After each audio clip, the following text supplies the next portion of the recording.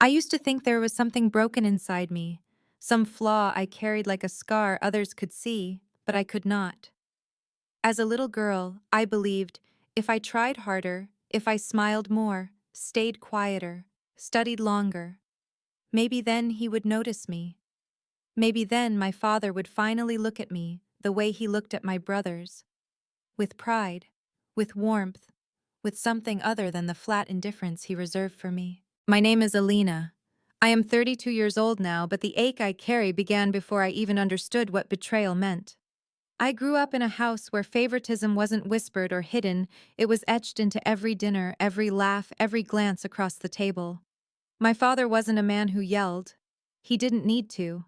His silence screamed louder than any belt or curse. His dismissals cut deeper than fists ever could. I still remember the moment I first understood it as clearly as if it happened yesterday. I was 12, it was Father's Day. I had spent hours making a card for him, cutting construction paper, gluing glitter, writing a poem I thought was clever and heartfelt. My hands trembled when I gave it to him, my chest tight with that desperate kind of hope only children understand. He glanced at it, muttered a flat thanks, and went back to watching the game on TV. Not 5 minutes later, my brother Ryan sauntered in, tossed him a store-bought mug that said #1. Dad and my father lit up like he had been handed a trophy at the Super Bowl.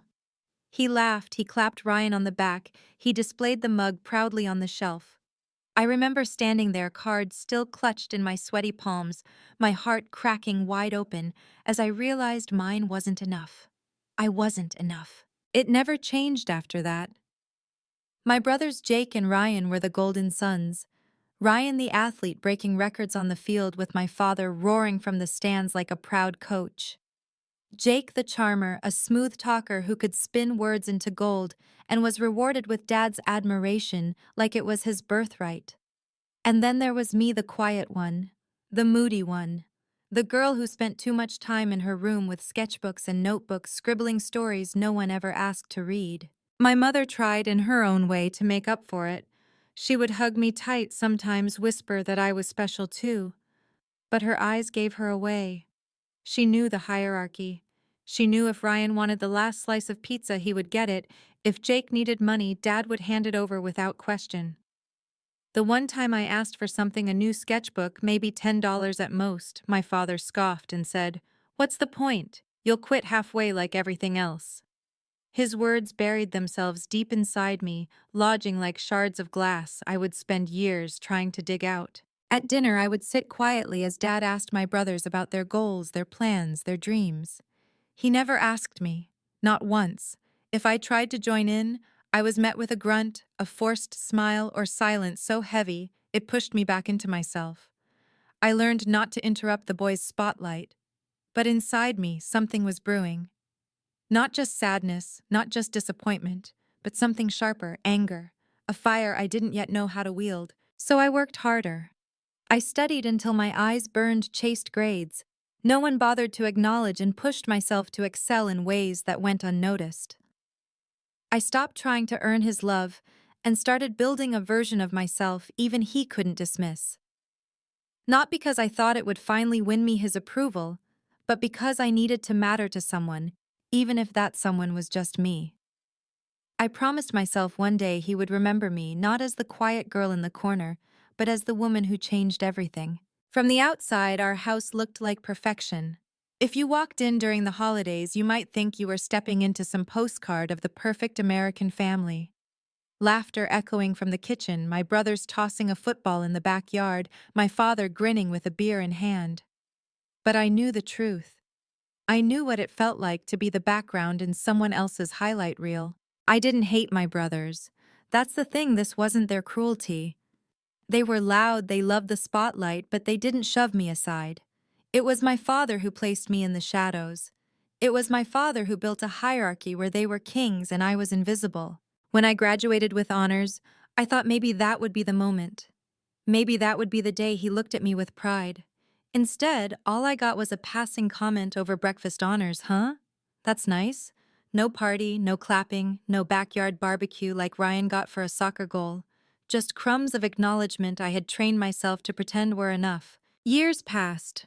The more he ignored me, the harder I worked. It was as if I was trying to build a mountain so tall even his blind eyes couldn't miss it. I studied, worked multiple jobs, took on internships, clawed my way through every challenge without ever asking him for help, and still I remained invisible. But invisibility has a strange power. It makes you sharper, it makes you hungrier, it makes you dangerous in ways the spotlight never teaches. Because while they were basking in applause, I was learning how to build in silence. The moment that changed everything came years later. I had poured my soul into building a small startup, a platform I believed could change lives. It wasn't just a business, it was every sleepless night, every tear, every moment I had chosen to keep going when no one was watching. When the launch event finally arrived, I stood on stage in a sleek downtown conference room, my hands trembling, but my voice steady. Investors, press, strangers, they all listened, really listened.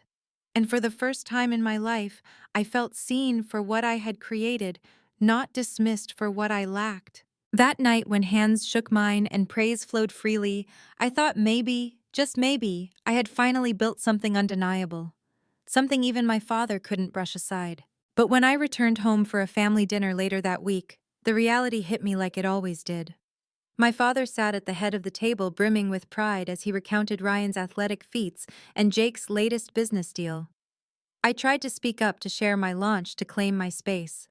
And before I could finish the sentence, he waved a hand and said, "Yes, yes, we know you're busy, dear." The conversation rolled on without me, as if I hadn't spoken at all. The sting was sharper than ever, because this time I knew how much I had done, how hard I had fought, how real my success was. And still it wasn't enough. Still I was nothing but background noise. That night, as laughter swelled around the table, something inside me broke. Or maybe it wasn't breaking, it was clarity. I realized I would never get what I wanted from him. No matter how high I climbed, he would never extend his hand to pull me into the light. He would never say the words I had spent my whole life craving, "I'm proud of you, Alina." So I stopped trying.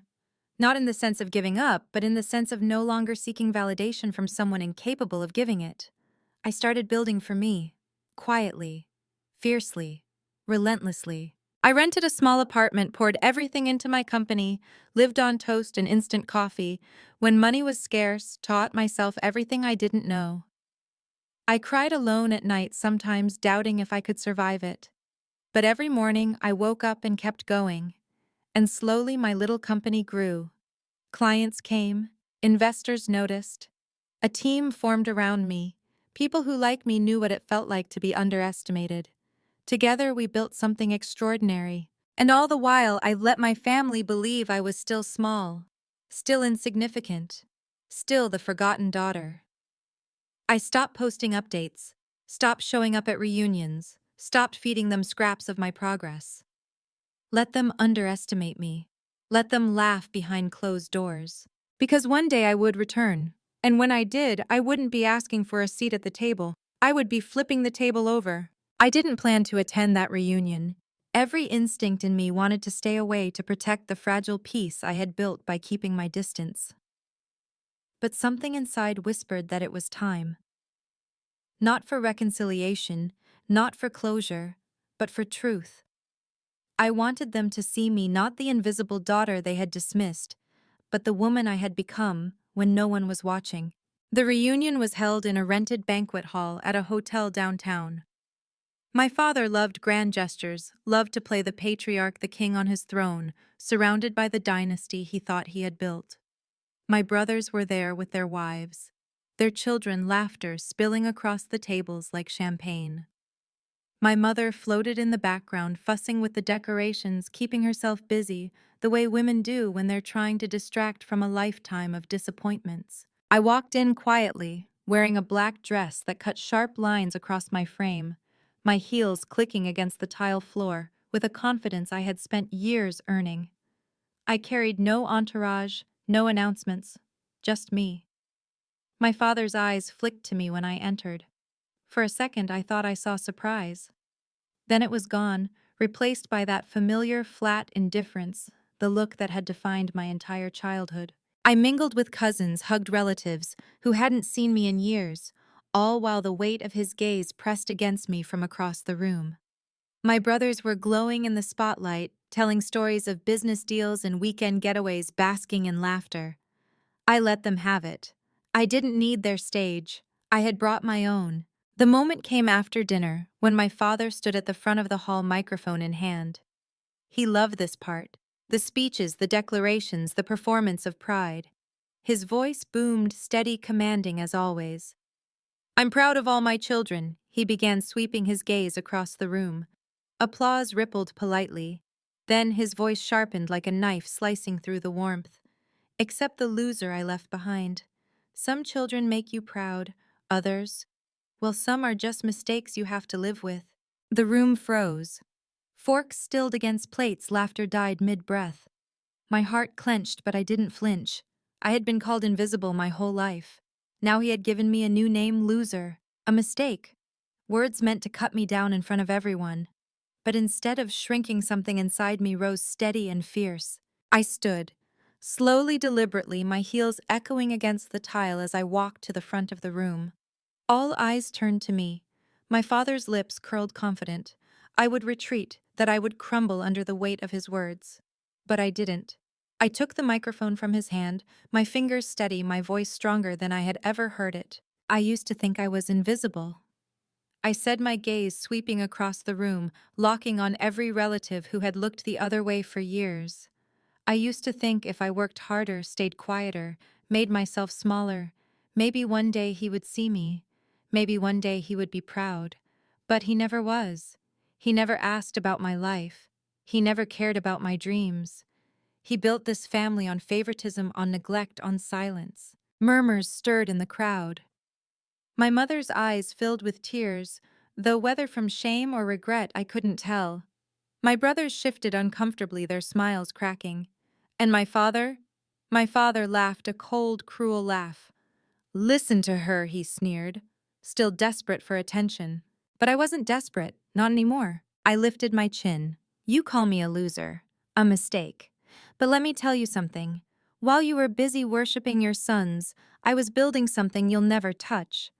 I took the scraps of love you refused to give me, and I turned them into an empire. The company I built employs hundreds now. The people you dismissed, they trust me. They follow me. They believe in me. I may not have been your favorite, but I learned the most important lesson of all. I don't need your pride. I am proud of myself." The silence in that room was louder than any applause could have been. My father's face twisted, caught between fury and disbelief. For the first time, I saw the cracks in his armor. He wasn't the invincible king anymore. He was just a man. A bitter, aging man whose cruelty had forged something stronger than he ever intended. I handed the microphone back, my hand steady as stone, and turned. My heels clicked against the floor as I walked away, each step echoing like a drumbeat of defiance. No tears, no trembling. Just the truth laid bare for everyone to see. Behind me, the whispers began. Cousins, aunts, uncles, people who had never dared to acknowledge the favoritism, the cruelty, now saw it plainly. Some looked ashamed, some curious, some even proud. My mother called my name, her voice breaking, but I didn't stop. I kept walking out the doors into the cool night air that wrapped around me like freedom. For years, I had been the forgotten daughter, the invisible child. That night I reclaimed my voice. Not to win his pride, not to change his heart, but to remind myself and everyone else that I had always mattered, that I had always been enough. As I stood outside beneath the streetlights, the weight lifted from my chest. For the first time, I wasn't waiting for him to see me. I had seen myself, and that was more powerful than any applause he could have given. The night air outside the banquet hall was cool against my skin, a stark contrast to the heat that had filled my chest inside. My hands trembled, not from fear, but from release. For 32 years I had carried the weight of his indifference, the sharp edge of his favoritism, the ache of being invisible. And in a single moment I had let it go, not by changing him, but by changing me. I stood beneath the yellow glow of the street lamp, my breath fogging in the night, and felt the strangest thing: peace. Not complete, not perfect, but the kind of peace that comes after a storm finally breaks. I thought maybe my family would let me go quietly, now let me walk away and live in the life I had built. But betrayal, once it begins, has a way of digging deeper before it's done. The whispers started within days. My cousins called me brave, but my brothers called me ungrateful. My mother begged me not to embarrass the family further, and my father. He retaliated the only way he knew how, by trying to erase me. He called relatives, told them I was unstable. Dramatic, chasing pity. He spun the narrative like he always had, painting himself the noble patriarch and me the bitter child who could never be satisfied. But what he didn't realize was that I was no longer playing his game. I didn't need his version of the story because I finally had my own, and I had proof. For years, while they ignored me, I had been building. Quietly, methodically, strategically. My company wasn't just thriving, it was about to expand. Contracts signed, investors backing me, doors opening. The empire I had built in silence was ready to roar. And the twist of fate. The expansion site was a property he had long coveted for Ryan's new venture. He had spent months bragging at family gatherings about how Ryan would take it, how the Monroe name would be etched into the skyline. But when the deal closed, when the ink dried, it wasn't Ryan's signature on those papers. It was mine. I didn't gloat. I didn't call to rub it in. I let the news spread the way truth always does, quietly, then all at once. He found out not from me, but from the business pages of the local paper.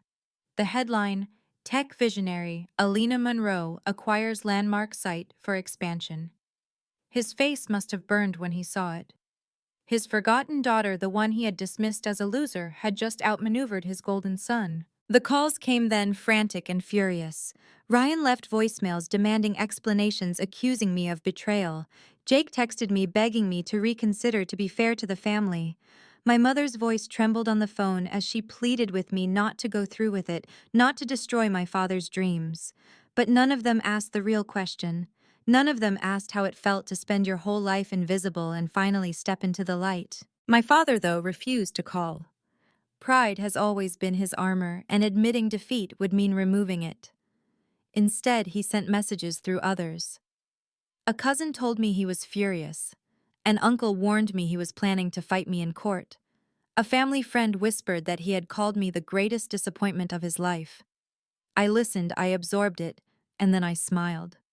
Because disappointment requires expectation. And for the first time, I realized I had surpassed every expectation he ever set for me, not by failing, but by succeeding in ways he could never claim credit for. The court threats never materialized. He didn't have the legal grounds, and deep down he knew it. But what he did have was rage. At the next gathering I dared to attend, the tension was thick enough to choke on. He sat across from me, his eyes burning holes into mine, while my brothers flanked him like loyal guards. The whispers silenced when I entered the room, and then he said it loud enough for everyone to hear. You think you've won. You think money and buildings make you better. You'll always be nothing in my eyes. I met his gaze, steady, unblinking. Then it's a good thing I don't live in your eyes anymore. The silence that followed was deafening. My mother covered her face, my brothers clenched their fists, but I felt lighter than I had in years. That was the moment I understood the final truth: his approval had never been mine to win. His love had never been mine to earn, and chasing it had been the cruelest trap of all. After that day, I stopped attending reunions. I stopped answering his calls, stopped responding to his manipulations. My empire grew, my life flourished, and I filled my world with people who saw me not as a mistake, not as a loser, but as a leader, a creator, a woman who had carved her own worth from the ashes of neglect. But fate, cruel and poetic as ever, wasn't done yet. Because the final twist came not from me, but from him. One winter night I received a call from a lawyer. My father was ill, they said. His will needed updating. He wanted to see me. At first I laughed, bitter and sharp. After decades of silence, after years of cruelty, now he wanted me in his final chapter. But curiosity gnawed at me, that old wound aching once more. Against my better judgment, I agreed to meet him. When I walked into his hospital room, the sight startled me. The man who had towered over my life, who had wielded words like weapons, now lay frail beneath white sheets, his once booming voice reduced to a whisper. His eyes flicked to me, and for the first time I saw something foreign there. Not pride, not cruelty. Fear. He rasped my name. Just my name. No apology, no confession. Just the sound of it, like he was testing whether it still held weight. I sat beside him, silent, my hands folded in my lap. He tried to speak of the will of inheritance of fairness, but I didn't care about his money, his house, his empire of favoritism. I cared about the one thing he could never give me. And so I asked him softly, steadily, "Do you even know who I am?" He closed his eyes, his breath rattling. No answer. Just silence. And in that silence I found my answer. His silence that night was louder than any confession could have been. I watched his chest rise and fall, shallow and uneven as the machines hummed around us. The man who once dominated rooms with his voice could barely summon a whisper. And still, even in those fragile final moments, he could not give me what I had always longed for. He couldn't even say my name without it sounding like a question. I left the hospital room without looking back.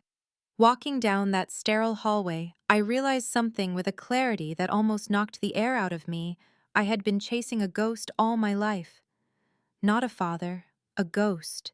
A shadow of the man I wanted him to be, the man he could never be. And finally, I was done chasing. Weeks later, when the call came that he had passed, I felt nothing. No tears, no relief. Just a hollow quiet, like the closing of a book whose ending I had already guessed. My brothers were devastated, my mother inconsolable. They wept, clung to each other, made plans for the funeral with trembling hands. And I, his so-called loser, was met with side glances and hushed tones when I showed up in black. The funeral was everything he would have wanted. A packed church, flowers spilling across the altar, speeches about his strength, his sacrifices, his legacy. My brothers spoke of him like he was a king. My mother whispered prayers as though sainthood were within reach. And me, I stood in the back, the forgotten daughter, invisible once again, until the lawyer appeared with a sealed envelope addressed to me. After the burial, I opened it. His will. The man who had spent his life dismissing me had left me something unexpected. Not the house, not the money, not the family business. He had left me his journals. Thick leather-bound books filled with his handwriting spanning decades. My hands shook as I flipped through the first one, expecting the same disdain I had lived with, but what I found was worse. Was page after page of admiration for Ryan, for Jake, for their triumphs, their failures, their ordinary lives. And then scattered like ashes, lines about me. Dismissive, cutting, cruel. Alina is too quiet. Alina won't amount to much. Alina wastes her time. Line after line confirming everything I had felt, everything I had feared. But then, in the last journal written in shaky script just months before his death, I saw a sentence that froze me. Maybe I was wrong about her. Maybe she is the strongest of all. I sat there for a long time staring at those words. They weren't an apology. They weren't love. They were barely acknowledgement, and yet they carried the weight of a lifetime. For a moment, anger burned in me. Too little, too late. But then something softer crept in. Not forgiveness, not reconciliation, just acceptance. He had seen me at least once, even if he could never say it aloud.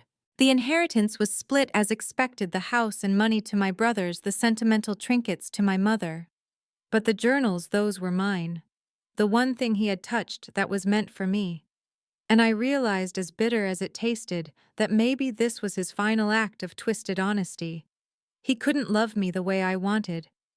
But he left me the proof of who he really was stripped bare on those pages. I didn't burn them. I didn't lock them away. I read them all, every cruel word, every omission, every line that confirmed the truth I had carried like a scar. And then I closed the last one, placed them on a shelf in my office, and chose never to open them again. Because my life, my worth, my empire was not written in his hand. It was written in mine. The years that followed were different, lighter.